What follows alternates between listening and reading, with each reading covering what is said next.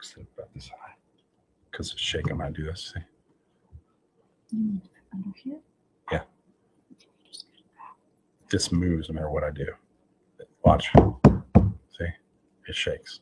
If you had books that were more stable. Okay, we're going live. We're on.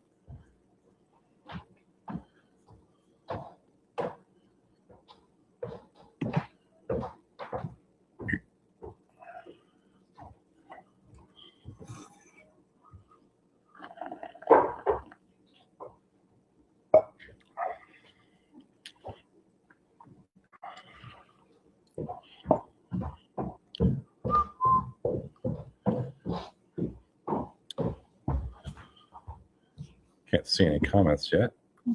Thank you. All right, do you see anybody comment? Can't tell for. Since you're live on Substack. Okay.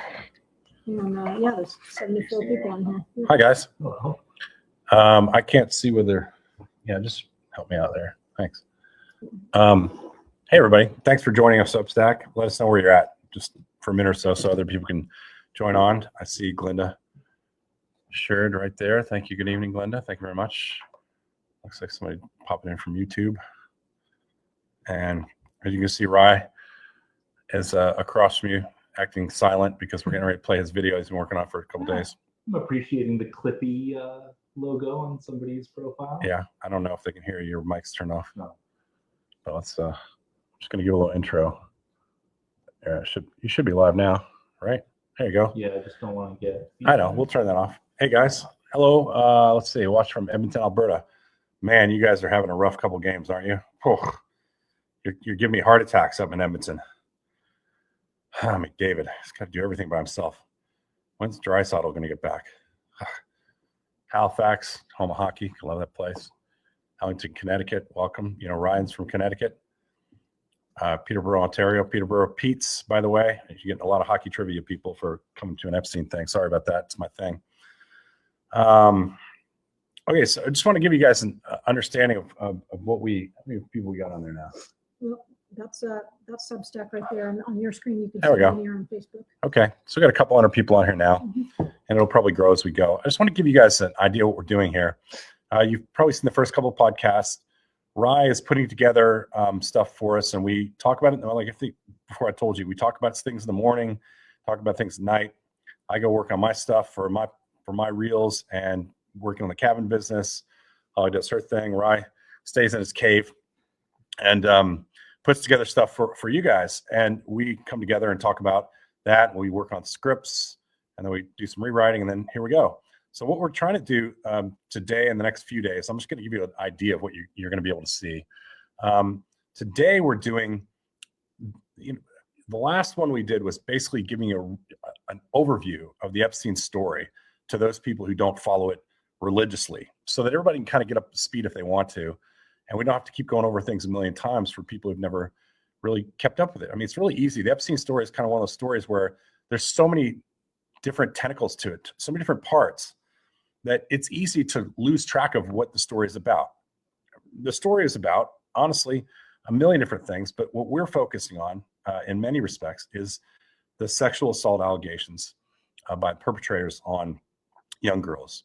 And what Ryan and I have committed to do is, one, help tell that story in a meaningful way with things that we learn, but also through the eyes of people who've already been telling it. That's where we are tonight, which I think is really useful to people, because some of the really great reporting that's been done on this started decades ago.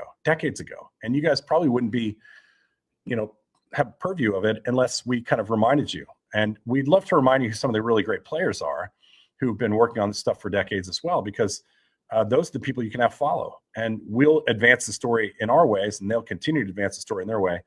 And there's a lot of, actually, by the way, some of the people in this video tonight are not going to be, there's hundreds of people who've covered this story. Hundreds. And there's no way we could possibly cover them all and make it timely and make it interesting for everybody. So we picked out what we think are sort of the highlights of how the story has moved and changed and how it's evolved. And there'll be more. And we actually, Ryan and I, look at a lot of those other people's content, especially the newer content, because those people are the ones breaking the story now, day to day. I will touch on a couple of those as well. But I think the most important thing to know is that After today, what we're going to be doing is we're going to be doing some stories on the documents themselves, which we think are very interesting, showing some patterns in the documents. And I think as this story moves from, it's a sexual assault story, but it's becoming a cover-up story. I mean, it's already a cover-up story, but in a sense, it's a cover-up story that you're starting to see signs of the cover-up. And you can actually start pointing to signs of the cover-up through the documents and the way they're cataloging the documents and releasing the documents. So we'll start talking about that. We're not going to talk about that tonight. What we're going to talk about tonight is the media stuff. And Rise prepared about a 10-minute long piece I'm going to ask you guys to sit through that kind of goes through it with his voiceover. And then we're going to go back and talk about, how we're doing this through the AI platform that helps us do things in timely, fast fashion to get you guys up to speed. But also, we'll talk you through on the media side, which is sort of my background. And you can ask questions about both things. You can ask the AI stuff to Rye all day long, and the research stuff, and the cataloging, the archiving stuff to him all day long. And you can ask me about the media stuff. And hopefully that'll give you a pretty good perspective on where things stand. Again, I always want to emphasize that some of the amazing reporting that's been done on this has been done by other people. I'm not breaking a lot of news today, none. But we are going down a road to where we're moving towards more of that. But we're really, our goal has been to get you up to speed and try to help you understand the story. So tonight, with that vein in mind, we're going to show you this little 10-minute piece. Stick with it. Rye's doing voiceovers. He was a college educator himself. Was it fair to say, not professor, but you were a college educator, you taught classes, instructor, he was a college instructor. And of course, I was an assistant professor at Columbia University where I taught documentary filmmaking. So we're covered with the film, that side. Here we go. I'm going to play it for you. You're going to see us go away for a few minutes, and then we're going to come back. Okay. So I need to turn off one mic and then turn on the show here.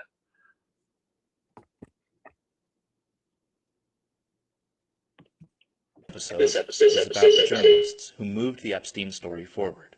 The ones who got close, the ones who got blocked, and the ones who forced it back into public view after powerful people had every reason to keep it buried. Jeffrey Epstein lived in public. He entertained in public. He surrounded himself with famous people in public. That's part of what makes this story so maddening. The warning signs were there early. Most of the time they were ignored. Most of the time they were softened. Most of the time, when they were printed, they still failed to break through. That's the pattern we're tracing here. But there was some very impressive reporting going on early in the story. Long before Jean-Luc Brunel was widely discussed as part of Jeffrey Epstein's world, Diane Sawyer and producer Craig Pies reported on him for 60 Minutes in 1988. The segment focused on abuse allegations in the Paris modeling system, including claims involving Brunel. At the time, viewers would have understood it as a story about exploitation in fashion, a story about young women being chewed up by a glamorous machine that ran on money, access, and intimidation. But, in retrospect, it looks like one of the earliest major broadcast warnings about a figure who would later emerge as part of Epstein's network. Brunel died by suicide in 2022 while in French custody, where he was awaiting trial on rape charges. Documents released as part of the Epstein files indicated that, in 2016, Jean-Luc Brunel was in secret contact with lawyers for Epstein's victims about providing evidence to federal prosecutors in exchange for immunity. After Epstein learned Brunel was considering going to prosecutors, he contacted counsel about it, and Brunel never followed through. We start in October 2002 with Landon Thomas Jr. in New York Magazine. The title is Jeffrey Epstein, International Money Man of Mystery. That title tells you the framing right away. Epstein is being presented as intriguing, rich, secretive, unusual, socially connected. The article gives readers the version of Epstein that much of the elite media accepted for years. Former Dalton teacher, Bear Stearns alumnus, wealth manager to billionaires, owner of a private island and one of the biggest townhouses in Manhattan. And buried inside that profile is the Donald Trump quote that would later become infamous. Trump calls Epstein a terrific guy and says he likes women on the younger side. That line sat there in plain sight. The abuse was already happening. The profile didn't expose Epstein, it didn't break the story open, but it did preserve documentation of the atmosphere that protected him. 6 months later, Vicky Ward got closer. Her 2003 Vanity Fair article still appeared as a society and business profile focused on Epstein's wealth, his ties to Leslie Wexner, and the mystery around his rise. But years later, Ward said that during her reporting she had uncovered abuse allegations from two of the victims, Annie and Maria Farmer, that never made it into the final published story. Annie was 16 when she said Epstein and Maxwell sexually abused her. Her sister Maria said that she was 26 when she was abused. Ward said Vanity Fair editor Graydon Carter called the women and their allegations too sensitive and told her, "He's sensitive about the young women," and they were cut. Graydon Carter has disputed parts of that account, so I'm not going to pretend that doesn't exist. But whatever happened exactly, the larger point holds. A major magazine got unusually close to the real story very early, and what reached print was narrower, safer, and much less damning than what was sitting nearby. In the history of Epstein coverage, this is one of the clearest, earliest near misses. By 2006, the frame had changed. Abby Goodnow at the New York Times was writing about something much uglier than the glossy mystery pieces that came before. The question now, why it appeared that the system was protecting him. Her reporting laid out that Palm Beach police believed they had probable cause for much more serious charges than the one Epstein ultimately faced. Instead, State Attorney Barry Krischer took the unusual step of bringing the case to a grand jury. Palm Beach Police Chief Michael Reiter accused prosecutors of giving Epstein special treatment and asked Krischer to step aside. Even the Palm Beach Post editorial board went after the handling of the case and asked, in effect, whether the system had tilted toward a wealthy, well-connected, alleged predator and away from very young girls. This is an important moment in the history of the media around this case. The question had risen on the national level as to whether or not power was already bending the legal process around him. In July 2010, investigative journalist Conchita Sarnoff published the first piece in a series that should have broken the Epstein story wide open 8 years before it actually did. Working for the Daily Beast under its indomitable co-founder and editor-in-chief Tina Brown, Sarnoff revealed the existence of a 53-page draft federal indictment that could have sent Epstein to prison for 20 years. The document detailed how Epstein's lawyers fought to negotiate the charges to a single minor state charge and 13 months in a county jail with a 16-hour daily work release pass. She obtained an exclusive look at Palm Beach Police Chief Michael Reiter's 9-hour deposition in which he stated on the record that Epstein had received special treatment. A follow-up piece went inside the mechanics of the abuse itself. A third story reported that federal investigators were still looking at Epstein for child trafficking, a charge carrying up to 20 years. Epstein called Brown after the first piece. His lawyer sent threatening letters, and then, in a detail that belongs in a different kind of story, Epstein walked past security at the Daily Beast's Manhattan offices, sat down, uninvited, in Brown's chair, and waited for her to return from lunch. When she walked in, he pointed at her and said, "Just stop." She didn't. The series landed, and then it didn't. Pre-Me Too, pre-Julie Brown, unfortunately, the news cycle moved on. This is where the story becomes harder for the public to ignore. In March 2011, Sharon Churcher and Chelsea White published a story in the Daily Telegraph centered on another victim. Her name was Virginia Roberts Giuffre. The story began exploring the role of Prince Andrew's alleged role in Epstein's world. The article's language is tabloid brutal, but that's part of why it mattered. It forced a scandal that had lingered in legal filings and elite whispers into a form the broader public could actually see. Once there was a famous perpetrator who also happened to be a prince and the favored son of the Queen of England, and a concrete set of allegations tied to a recognizable face, the insulation started to crack. This is far from the first warning in the Epstein story. It is, however, one of the first moments the warning became impossible to keep tucked inside the usual velvet-roped facade. Investigative journalist Nick Bryant's contribution was a dump of raw social architecture. In 2015, he teamed up with Gawker editor John Cook and published Epstein's so-called Little Black Book, turning a notorious but mostly whispered about Rolodex into public evidence. This widened the visible map of Epstein's world, not claiming to prove that everyone in the book had committed a crime, but rather showing the scale of Epstein's access and the caliber of names in his orbit. Sometimes journalism moves a story forward not by writing the perfect narrative, but by putting hard primary material in public view and letting the network reveal itself. Julie K. Brown's work for the Miami Herald stands out maybe more than any other single reporter's. In a series of articles, she and the Herald built the case from the victims outward, exposing how federal prosecutors had cut Epstein a sweetheart non-prosecution deal. The deal kept victims in the dark and protected potential co-conspirators. The Miami Herald's own package says Brown tracked down more than 60 women who said they had been abused. The series did what earlier journalism had failed to do. It made the machinery of protection visible. This is the moment when the press stops merely glimpsing at the Epstein story and starts forcing it back into the national spotlight. Then, a local ABC affiliate in Florida did something impactful as well.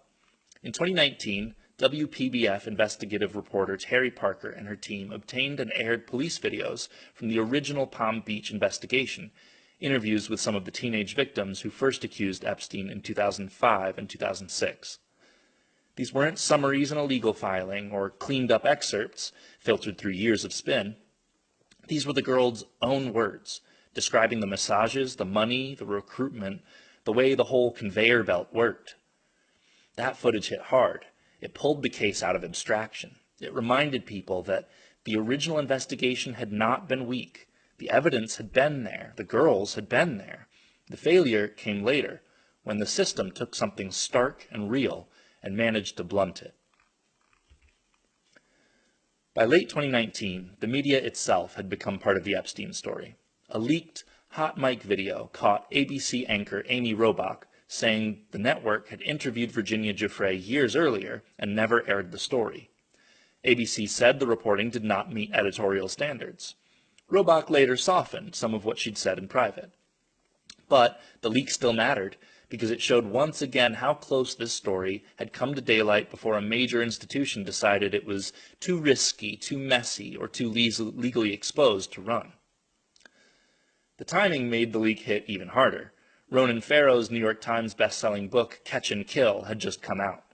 The public had already been reminded that media institutions can get very powerful people start making calls. Then the Robach tape lands, and suddenly the pattern doesn't feel theoretical anymore. It feels familiar.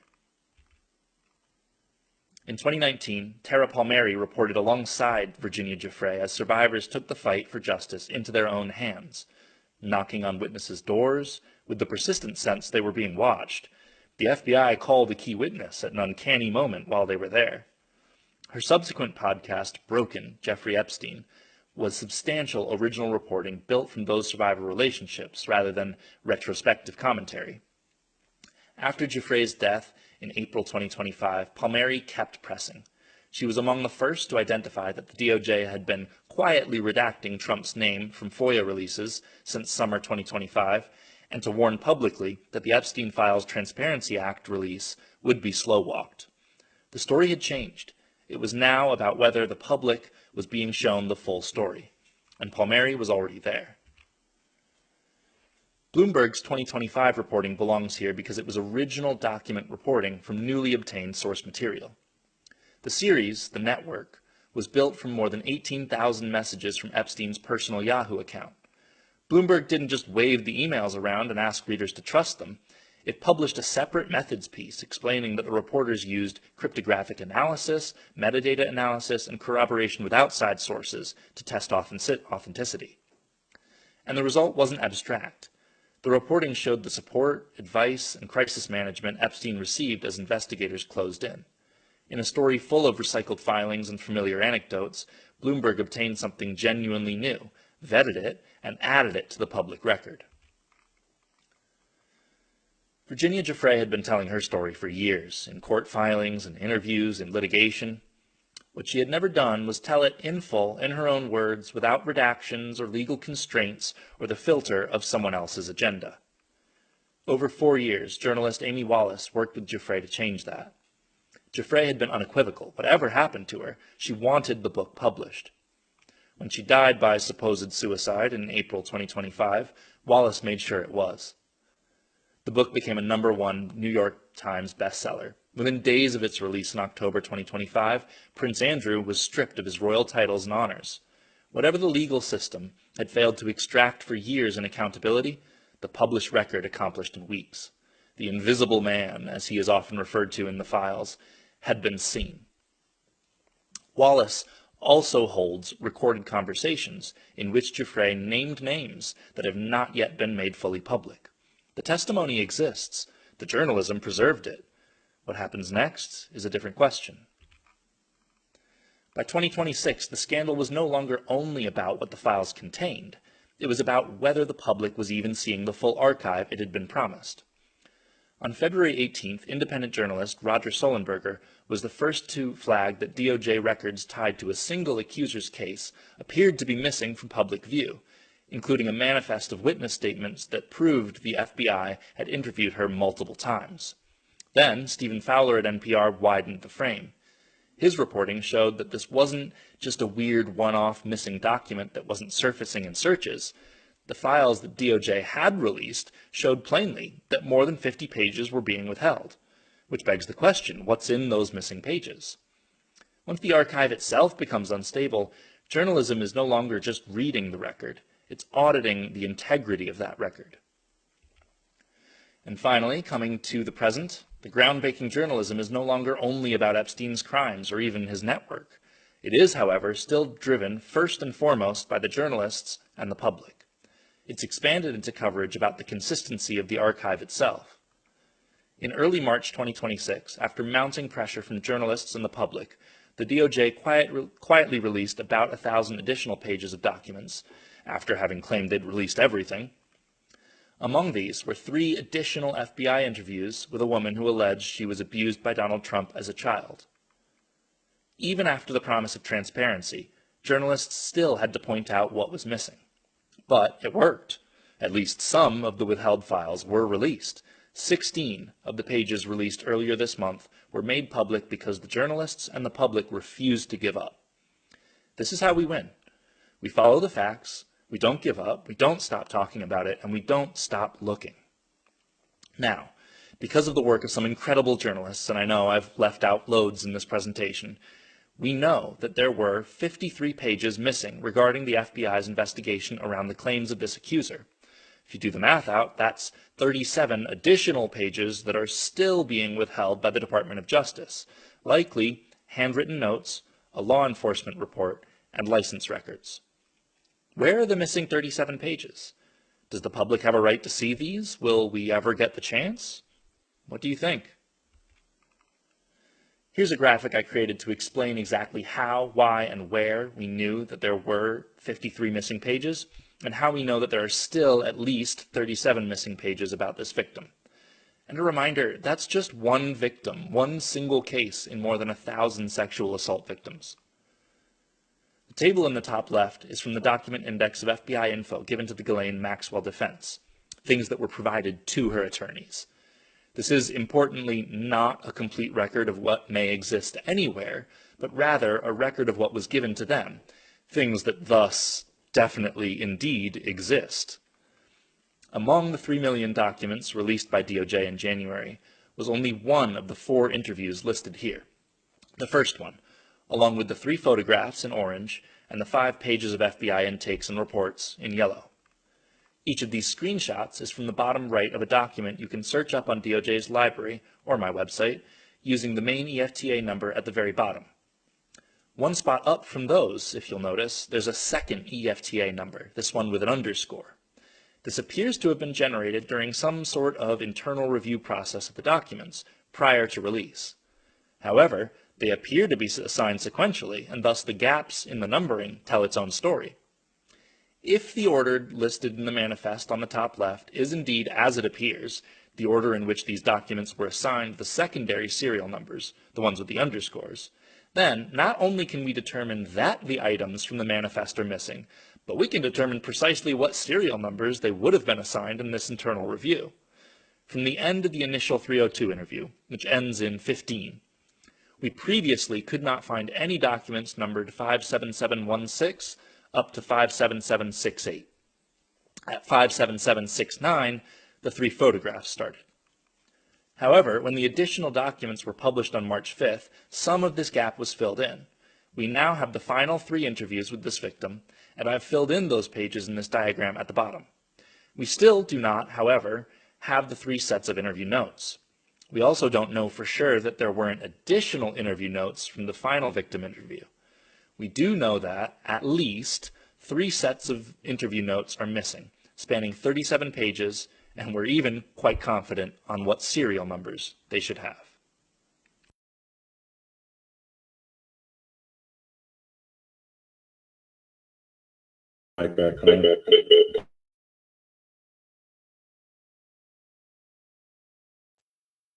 Okay. You guys should be able to hear us by now. Yep. There you go. Let my fingers do the walking. So you guys, hopefully you got a chance to see that. And I think this is important for you guys to have that overview. The most important thing to me when thinking about it is 1988. How's that for a number? 1988 is when we really started getting a whiff of not Jeffrey Epstein, but the system that was being set up underneath Jeffrey Epstein with Jean-Luc Brunel. You know, he started this modeling agency, and all these little incidents started happening between him and Epstein. And if you look at the Epstein photos that are actually in the DOJ files, literally thousands of these photos, he's very prominent, right? He's in. I'll let Rye take care, but he's seen all these photos many times, and so have I. But Rye, you know, how prominent a figure he was he in those pictures? So you can't throw a stone through the photos without finding Jean-Luc Brunel. I mean, they were clearly close friends. Yeah, and not only that, like I'm sure that the emails tell a story, but the pictures really tell a story. It's them always partying, or him with his shirt off, and standing around, you know, in pool type attire, just about everywhere they are, and you know, and that leads to other questions that we'll deal with later. You know, we're going to do a thing on all the mysterious deaths surrounding the Epstein files. We're going to have one of those coming up in the next few days. We're also, as you know, you saw that very complicated chart that took a lot of time to sort of prepare that Rye put together. A lot of what you'll see on that chart, you know, at the bottom of that chart, if you guys go back and look at it when we put it online, and you'll be able to see that. You'll see this presentation both across all my platforms and on Rye's platform, on his Substack, and also on his webpage. You guys can go to. I'm losing all the web pages in my mind here. That's right. Epstein-data.com, where you'll be able to see this as well as all the documentation and these charts and so forth. You can go back over it, look at them. But you know, one of the other stories we'll be doing is we'll be looking at files that were duplicates and triplicates.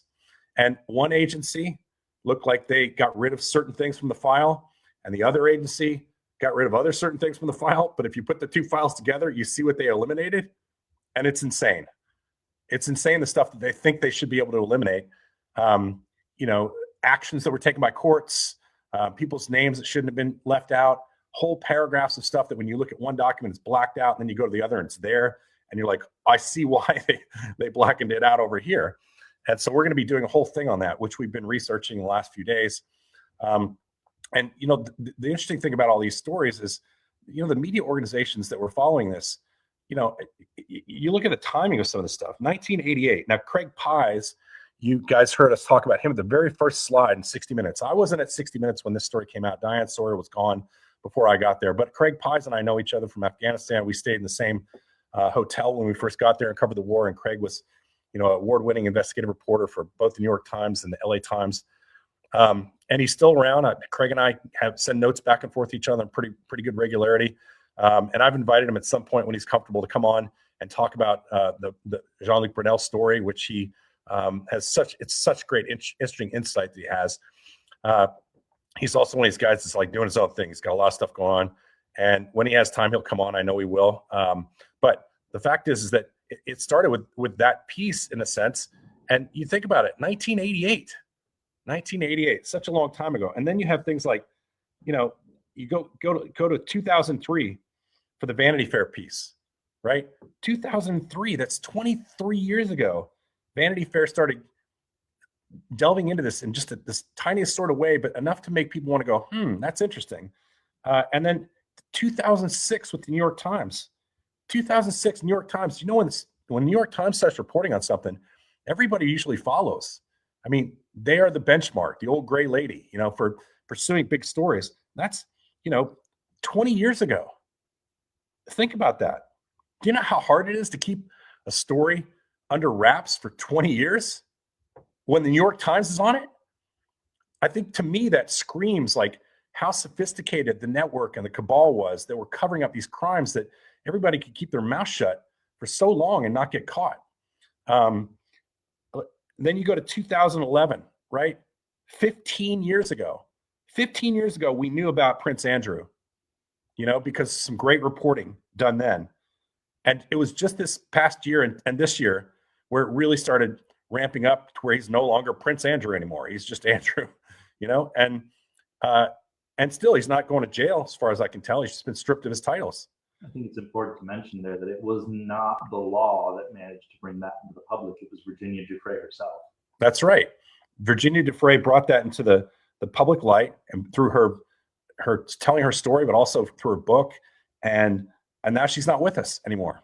And that there's all sorts of stories surrounding that, people claiming it was a suicide or family saying it wasn't. And, these things will obviously be talked about for a long time, and details will come out over time that will maybe give us more clarity on it. But, obviously she went through a lot. 2019 to me is the other big story when a local TV affiliate began running, stories showing these interviews with these young ladies. A local affiliate in Florida. Really, to me, when you think about big news, it's always, a lot of times it's broken by big news organizations, but sometimes I've worked at smaller newspapers before. I never worked at a local affiliate, but I worked, before I went to 60 Minutes, I went straight to 60 Minutes, but I did do some local reporting as a freelancer when I was in Afghanistan. They don't have budgets to follow these stories like this, but oftentimes they break stories and nobody gives them credit for it because somebody that's bigger, like a national network, will see the local affiliate because it is their affiliate, and they'll pick it up, and some national news reporters start reporting on it, and suddenly they're a hero.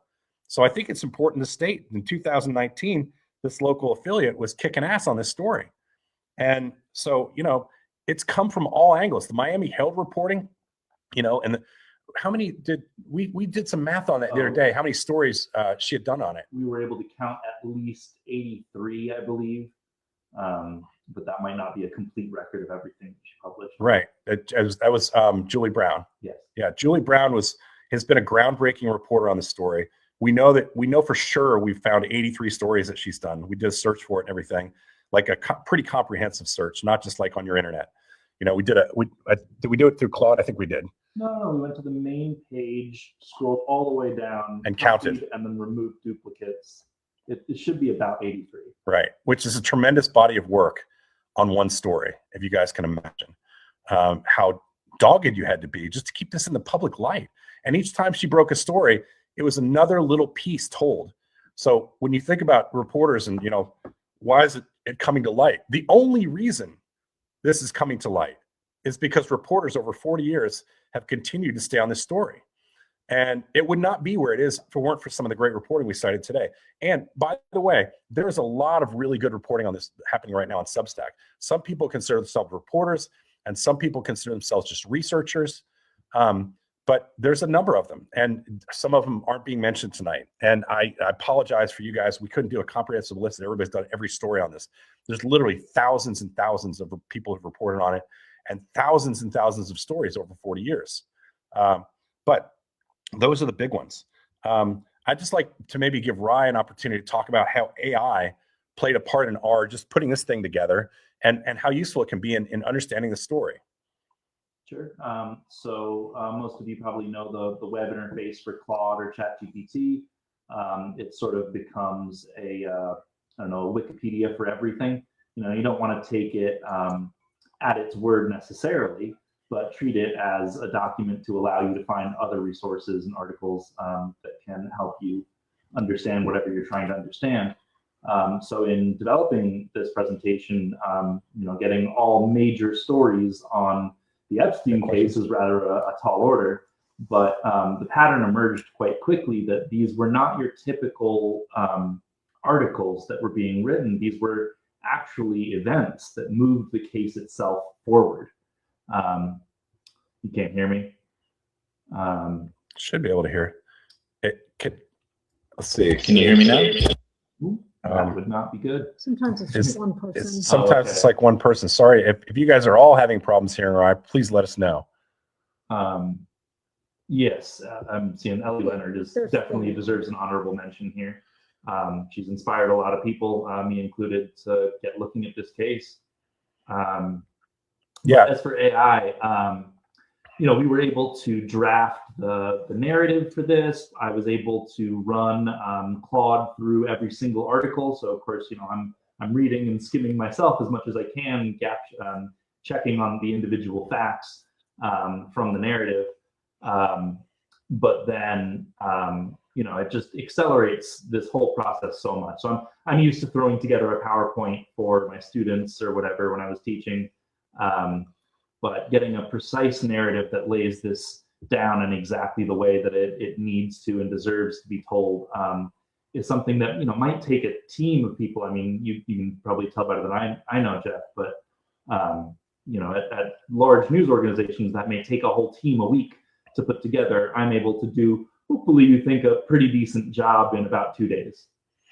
Yeah, and I think it's probably it's important for people to understand that when Ryan and I talk about news gathering, we were having a discussion today in his cave, and I said to him, like, when I first started reporting, I was working at my college newspaper. Let's say you had dial-up phones, right, with like strings on them. You walked the wrong direction and wrapped around your neck, and if you had to get information, you had to go to the county courthouse. You had to go.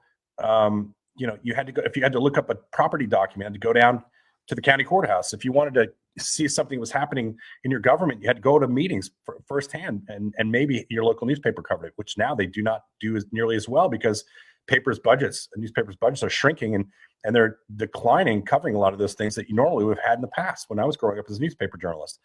And just everything was difficult. And I mean, just calling the county courthouse to ask if you could get your hands on a document, you might get hung up on. And then you call back and it goes straight to voicemail. If they had voicemail, sometimes they just take it off and you hear a busy signal. What we see now and I know that sounds ridiculous, but I'm 58 and it's a whole new world. And what we're able to see now is we can get answers at our fingertips, even preparing a story. Okay. We might have spent a week writing a script. Instead we put through some questions that we had Grok answer it. It wrote out a loose script and outline, and then we went through it and rewrote stuff today that we wanted to make clearer or made to understand. And it is a tool. Oh, there's Holly in the background again. It's a tool that you can use to speed up the reporting process. Now, trust me, your newspapers aren't letting anybody write their scripts, and your television stations aren't letting anybody write their scripts. That's still a human thing, right? But it does help in when you're trying to find information, put things together, and make linkages between documents, and make linkages between people. It is an extremely fast thing. If you were we said the other day, if you were going to put together a team of people, let's just say you had one person that had the Epstein beat at a local newspaper, and DOJ released between 3 and 3.5 million documents, and for you to analyze them, it would take 5.6 or 5.7 years if you didn't sleep, if you didn't go to the bathroom, unless you took your computer with you, if you took if you ate at your table and you were up 24 hours a day without any sleep whatsoever, and you only spent 1 minute on each document, it would take 5.6 or 5.7 years. Imagine now being able to go into the databases that we have and say, we're looking at, can we see pictures, or can we have documents with the word, island in it? And within a matter of minutes, they would all pop up, and you could start cross-referencing things from those documents. And I know it sounds like, duh, we know that now with AI, but actually, until you've used this tool and understand the capability of it, to me, it's just, it's a game changer. And what it does is it puts DOJ on the defensive, because it shortens their stall game. You can't stall nearly as much as you could because people can actually go through the material. And with thousands of people in the United States going through this material, at any given time, there's a chance that people can break little parts of the story, whereas before it might have taken 30 years. Now it might take a number of months or weeks. And that's a problem for them. That's a problem for them. So what are they doing? They're releasing less documents. You saw Pam Bondi last week saying, that's it. No more documents. We're all done with the document thing, right? Why? Because they know that they've released this big hunk of documents at the bottom to hopefully appease the public, and then say there's exemptions for the other ones, and here's the exemptions that are covered under the law, and they're all in those exemptions. But as we're working on this stuff and using AI as a tool, AI is then able to see where there's gaps in those documents, and sometimes we can understand through those gaps that there's a reason that they shouldn't release. They should release these. To me, that's really interesting. Rye, I know I'm probably not saying any of this right, but No, you are. Yeah, definitely the main points. Yeah, I mean, when they release, hopefully, if they release the remaining 3 million documents, 1.5 million, it's hard to tell, but there are significant gaps in the they're called date stamps, those serial numbers I was showing you on that last slide. There are significant gaps in several series of those, and if you sort of count all those together, there's about 1.5 million documents that appear to have been reviewed internally and then not published. And the DOJ said they had 6 million responsive pages initially before this big dump of the first 3 million pages. So depending on how you count it, we could be looking at an additional 1.5 to 3 million files that have not been made public. yeah. And if there are any people that are, say, perpetrators, pedophiles, whatever you want to call them at this point, if they're in those files, where do you think they would be in the document dump? At the beginning or at the end when they're playing the long game to try to stall this out? Let's say it's the president. Just, throw him out there. We know that for sure. It's been widely reported that they spent $850,000 in overtime alone. That's not the hours that he spent. That's just the overtime hours, taking FBI agents off of investigations in New York to redact his name out of the files. That's what's been reported. And some of that stuff probably was other stuff that they redacted out of, but we know they were working on redacting him. And there are some places in the files where you do see his name, but have we seen any incriminating stuff about him? Slowly, like the one case that Roger Sullenberger has helped break, and Stephen Fowler at NPR, those guys put together this scenario where you're starting to understand that the one FBI interview with this one victim who between the ages of 13 and 15, depending on which data you're listening to, that one case alone has many, many pages that were redacted out and won't be released. And we also found through their reporting that instead of one FBI interview, right, like, we interviewed her, it wasn't anything to it, there were four. And notes associated with that, which Rye talked about in his presentation. So many pages from that. How many pages do we know there? You've reported it, but I want to go back over it one more time real quick. Oh, so there were initially 53 missing pages that could be demonstrated as existing and not existing in the files we've been shown. 16 of those pages have since been released, the 3 FD302s, they're called, the victim interviews. And we can still tell then, 57 minus 16, we got 37 pages of FBI interview notes that certainly exist. They were provided to Maxwell's defense, but we don't have them, despite the DOJ being legally required to release those documents, sans the victim information. And remember, that's one victim, okay? And imagine, as they suggest, there are as many as 1,000, possibly more, sexual assault victims in the Epstein case.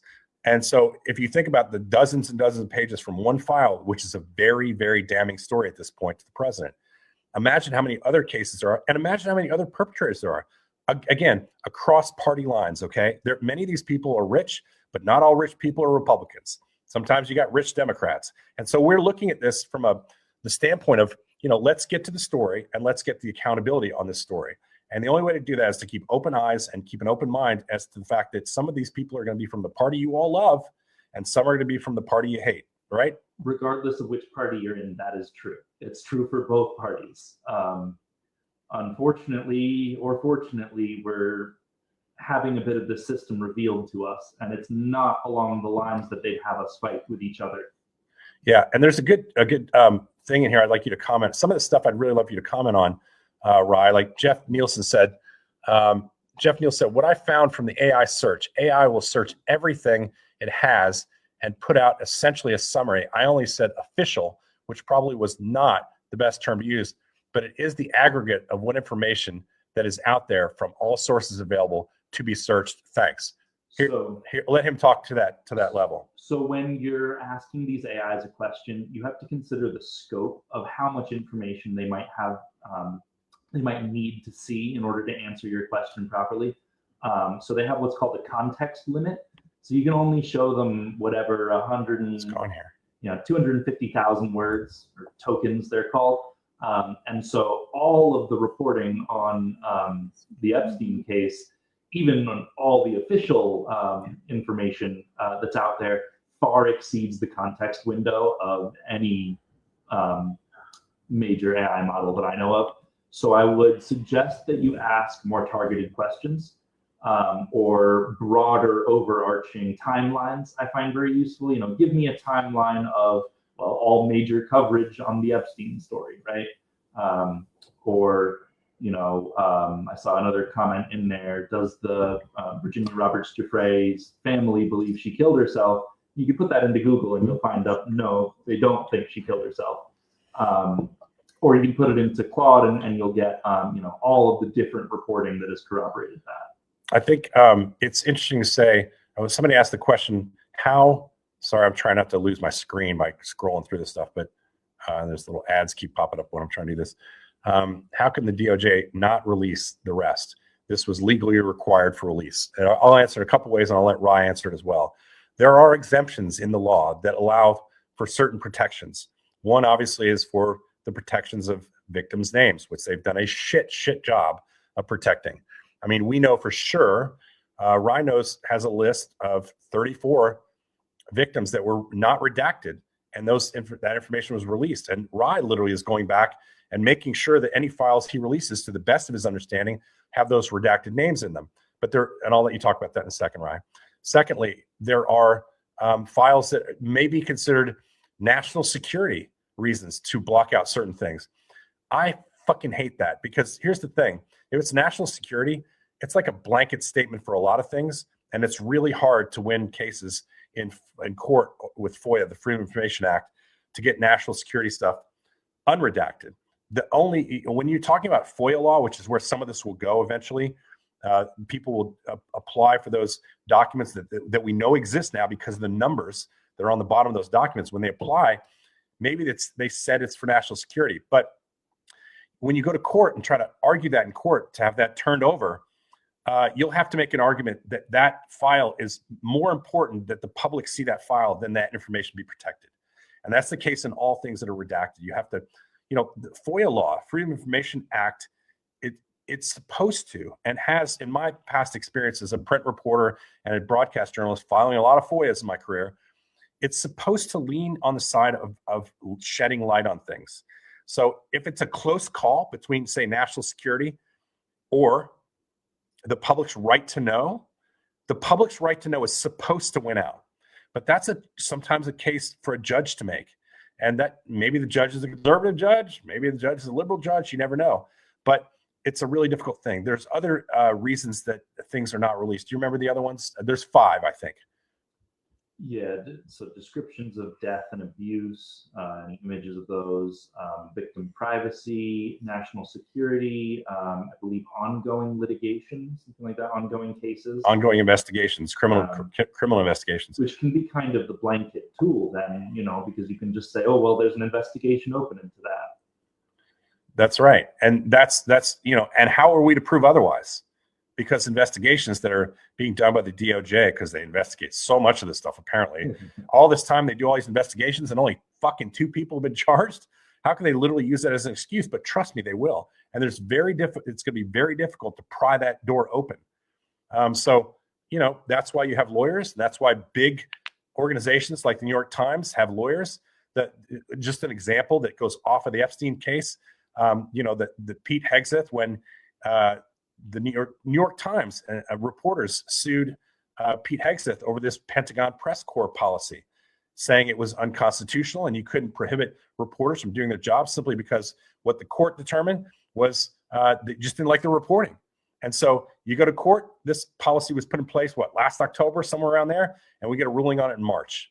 So how many months of really important reporting was lost?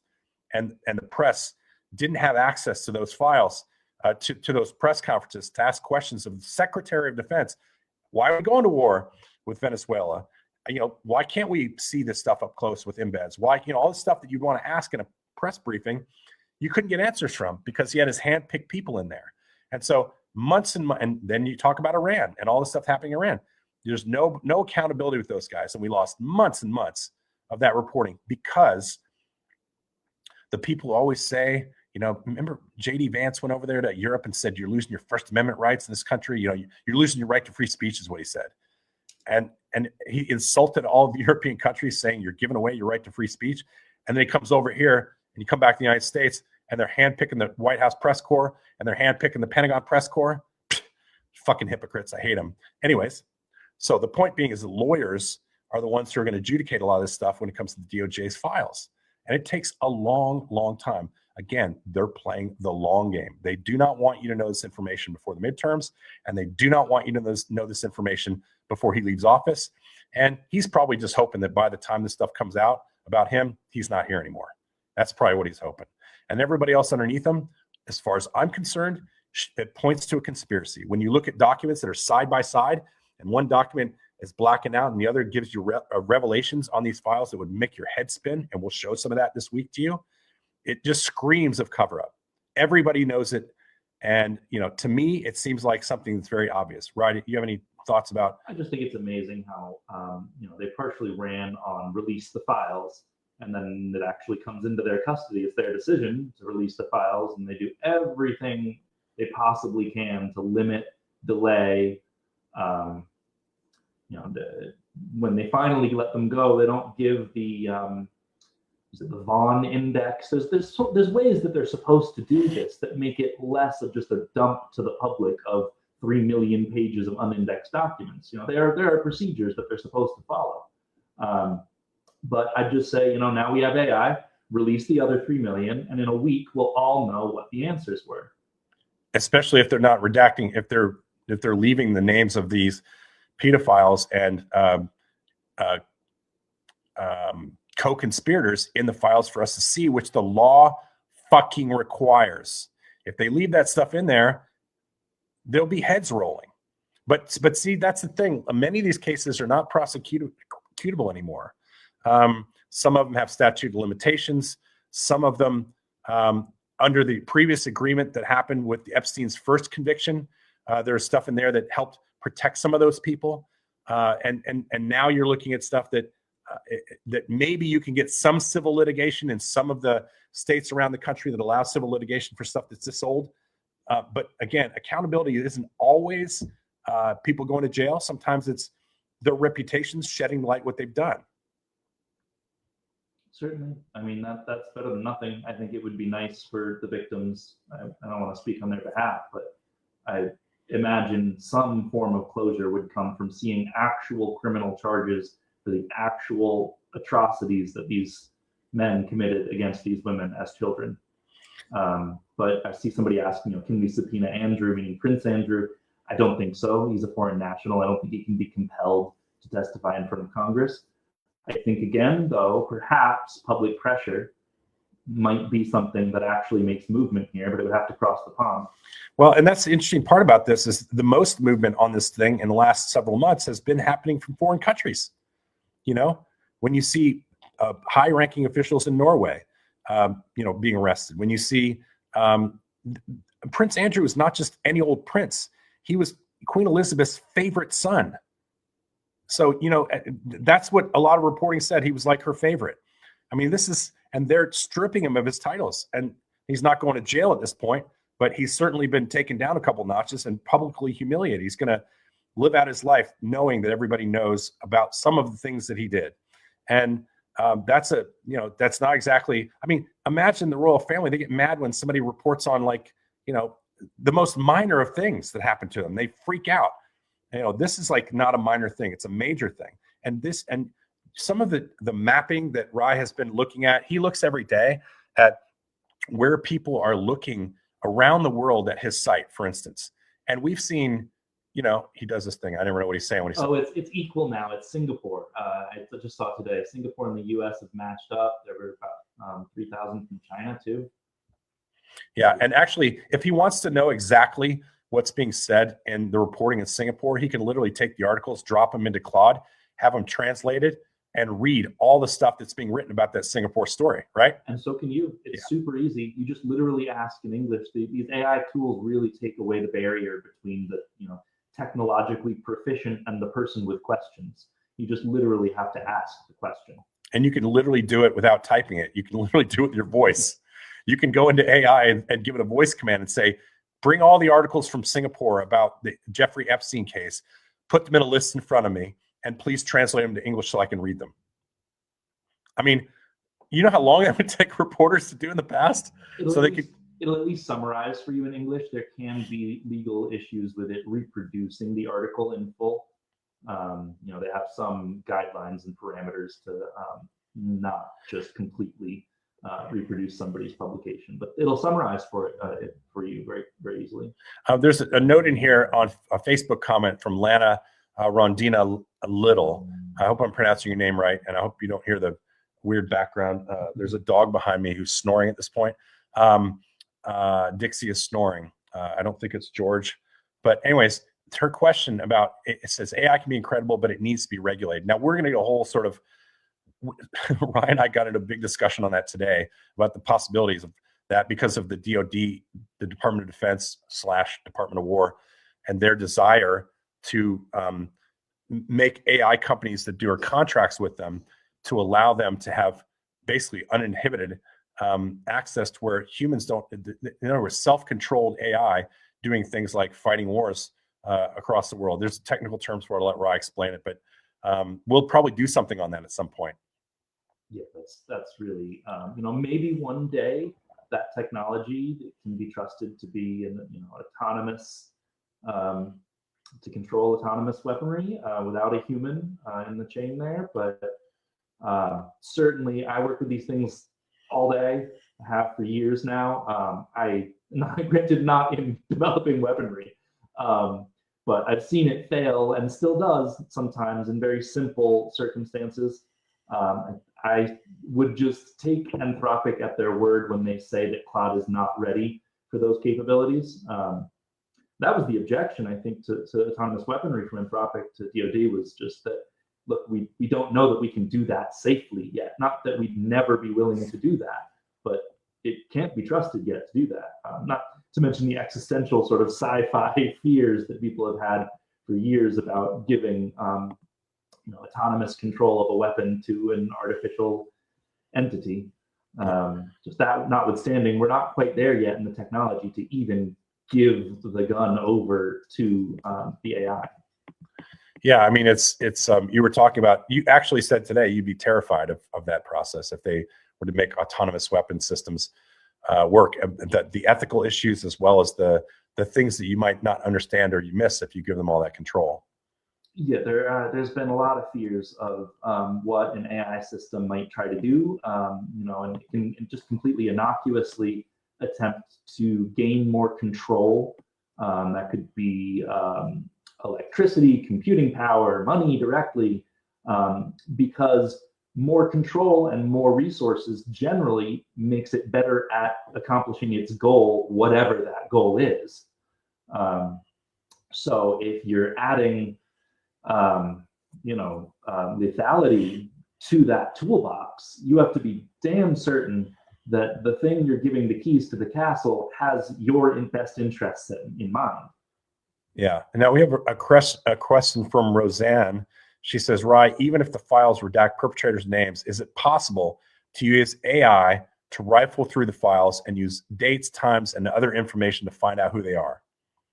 Somewhat, but the AI can only do what the humans can do faster. It can't necessarily find a name that isn't there. And there are mathematical techniques you can use to sort of estimate the probability of a given name in a given spot, but that's not evidence, that's inference. What it can do certainly, and what I've been using it for, is to go through these files at breakneck speed. So when they do release additional documents, we can process those very quickly. But I would be wary of using it to attempt to unredact anything, again, because they're not infallible. These AI systems will attempt to answer any question that you give it, and it can make mistakes. So unfortunately, the best it can do is what you're suggesting there, use dates and times and corroborate information, much like a human journalist could do if given all the hours in the day. Yeah, another, so, well, we're talking about the statute of limitations. Somebody had a question about that. I've actually pulled each state's statute of limitations for sexual assault and sexual abuse cases. The states all have different statute of limitations as it comes to this, and some of them are improving on them as a result of these kinds of cases, and some are going backward. And you just have to look at your individual state to see if statute of limitations is still the kinds of things in some of these cases that can still go forward. But I will say that the civil lawsuits is a much easier way to go. Many states have civil lawsuit exemptions to allow these kinds of cases to go forward, even though they're many years old. So just look at your own state's criminal cases if you're interested in finding that out. Let's see. Can redacted files be unredacted? I'll let you take that one, Ryan. So yeah, I see someone saying, you can. So there are media stories and internet lore of documents that you could just copy paste. That the redaction layer was done of just sort of painting a black bar over the thing visually, and that the text layer still contained the actual unredacted text. I vaguely remember actually verifying that by hand at one point, very early, it was 6 weeks ago now. But the process that I use to extract the text sort of circumvents that. So I extract the text layer directly. So if there were such an error, which would be very embarrassing on DOJ's part, then my system wouldn't even have noticed that they tried to redact that section, and the text would be included.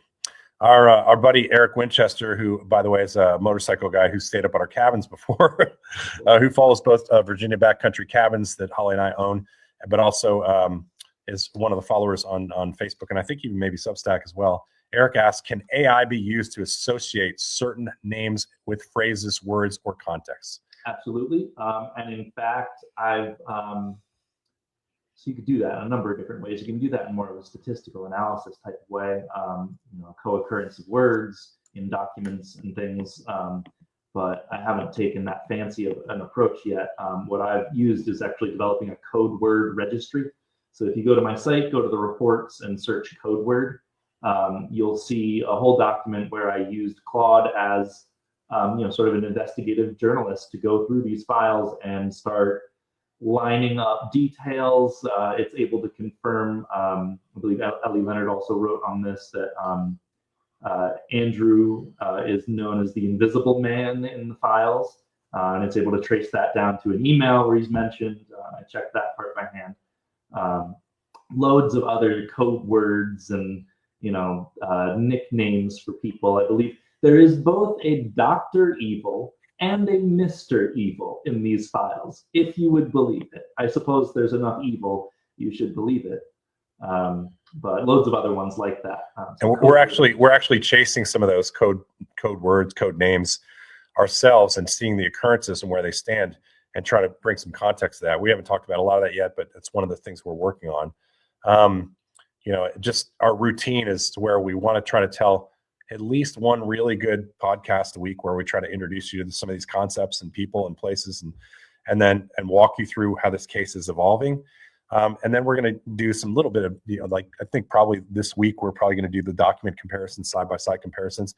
It's not like we're the only ones doing that. There's a lot of people out there doing this stuff. But we have an audience that we can show this to that will give you an understanding of how just insanely corrupt this is. I mean, you can see it side by side, right? There's no possible explanation for those redactions under the EFTA. And what's more embarrassing is that they didn't even properly cover up whatever they were trying to cover up. They unredact things in one letter, and there's about 4 copies throughout the whole corpus, the whole set of files. And between the various copies, you can make out the entire letter. Yeah, it's really kind of crazy. All right, we're at probably right now. How long are we into this? Hour 5. Hour 5. We're going to take 2 more questions, then we're going to let you guys go for the night. And then just to remind you, if you go over on both our Substack pages, you can join onto there with unpaid subscriptions, but also paid ones that helps us do the work. Mine is, what is mine? From the Writer's Cabin on Substack. I'm losing my mind. And Rye, you want to give me yours? Sure, I'm Document Zero with Rye Howard Stone on Substack, and then as always, epstein-data.com if you want to dig into these stories yourself. Yeah, I always talk to people about how this helps me feed my dogs. But we have Rye's dog walking around here, 16-year-old dog, and my dog apparently keeps eating his dog's food every day because my dog's a scavenger, and his dog's 16 years old and can barely stick up for himself. So if you get a subscription, he'll be able to afford all the extra food that he has to buy because my dog eats it all. But anyways, there's that. And again, his website is just an incredible resource. You just go look at it and look at some of the stuff they're able to pull up. And even if you're, just looking at some, just go peruse it and see that really incredible list that he's put together that'll help you understand these files. And don't be scared to just tinker around in it. You're not going to hurt it. Go in there and look at stuff, pull some things up and see what you can see. These are our government records. When the government doesn't release stuff to us, they're like, well, you can't have this. No, we fucking own it. We own the government's records. We're taxpayers. So when they're supposed to release stuff, they're supposed to. So don't be scared to look at it. You're not going to hurt it. It lives on the government website. He links to it through his page, and you can open them right up and you can tinker around really with Claude on the page and ask it questions and ask it to correlate stuff. It'll find things for you. His idea is that this is a great research tool that he's building, essentially this, this architecture that gets you to the DOJ site, and it can help journalists and researchers, but it can also help everyday people to try to understand this. You got some time in your hands. You don't want to watch some dumbass show on TV. Go look at some of this stuff. It's really important, especially as we get closer to these midterms, these elections. We need to know more about the people who are committing these crimes. Is there any more we had here? Holly's writing them down for me because I can't keep track of every page we're on. Yes, I was asking to post links to the websites and platforms. Yeah, we can put those up. We can put those up. We'll put them up on our. We'll put those up on our Substack in a message to you. I'll put all the links up on my Substack at From the Writer's Cabin, and you'll be able to take a look at his page through that. And he'll also probably put them up on his Substack as well, so it's redundant. There's another question. Repeat his Substack. Oh, yeah, we keep repeating it. Document Zero. With Rye Howard. Yeah, with Rye Howard. Yeah, with Rye Howard Stone. Go look it up, and it's Rye Howard Stone. Right. Yeah, so it's hyphenated, in other words. Next question. Wouldn't AI be susceptible to misuse with input by unethical bad actors? Fucking right. Rye, you want to talk about that? Oh, yeah. So that's why I find the work of Anthropic so heartening.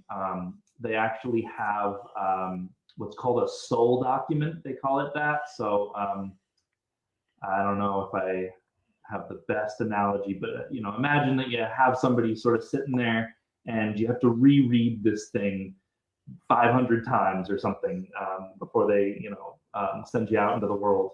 So after Claude is trained, it appears there's some sort of document that's used either in that training process or after. They don't tell us exactly, that you can actually get Claude to reproduce, which means it's part of the training weights. It's not like a prompt that they feed before the conversation. And that is an extensive document that goes into all of the different ethical guidelines that they want Claude to have and imbue. You can certainly derail even those efforts with, I think somebody was alluding to prompt injection, giving it an untoward assignment. But the work of institutions like Anthropic reduce some of that harm or mitigate some of those risks. But certainly AI can be used for bad just as much as I would argue it can be used for good. I'm seeing another question on here. Jeff, any idea if traditional investigative reporters are trying to find people who redacted the files that are willing to talk anonymously? I mean, if it were me, I'm not talking to a lot of people on the Epstein files that are traditional reporters, the Post or the Times or anything like that. But if it were me reporting on this story all the time, yeah, I'd be contacting as many people as I could to see if they talk to me. But I think the other thing you need to remember is that there are a lot of people out here who are victims who are putting themselves out there publicly.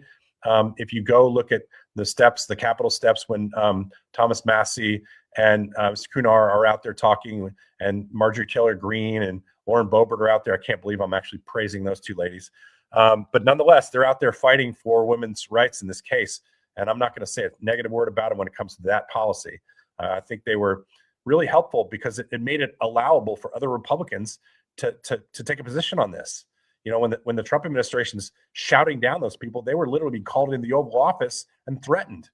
And some of the projects in their districts, by the way, Lauren Boebert's projects have been shut down by the president because she took a political stance that this was right to release this stuff. So I don't know if she's just saying, I think she's an idiot, frankly. But nonetheless, in this particular case, she took a very tough political stance that very well could end up in her political career being over. And, you know, you can see Marjorie Taylor Greene was really pressured out of her job because she no longer had the ear of the president anymore because she took a political stance on sexual assault. So, so my point is that, you know, traditional investigative reporters are trying to find some of these women who are in the background of those. Definitely, they were probably there, and they've made a decision that it's okay for them to be known. In many cases, they were willing to talk. And I think that probably smart investigative reporters will be contacting some of those people and asking them to tell their stories more often, more frequently. Or maybe they want this stuff to go take its own course. It's hard to say. There's probably other Virginia Giuffres out there who want people to know what happened. But it's a personal choice. Something like sexual assault's a very personal choice. It affects you. The internet is forever. So, many of the victims have come forward and talked to press. If you go to my website, there's a button. I think it's like the second one down now. Hear from the victims. I embed, I think it's 19 interviews that I could find. If you know of another victim that's not represented on that page who has been interviewed publicly, please send me that information and I'll add them. Yeah. I'm just going to take a couple more real quick since we're on here. Jeff Nielsen echoing what I said. Denny Grapp, a friend of mine from a military project a long time ago. She was helping me do all the budget for that. What did she say? I'm not depending on most of Congress, female or otherwise. I appreciate it. Denny is as much of a skeptic of the system as I am.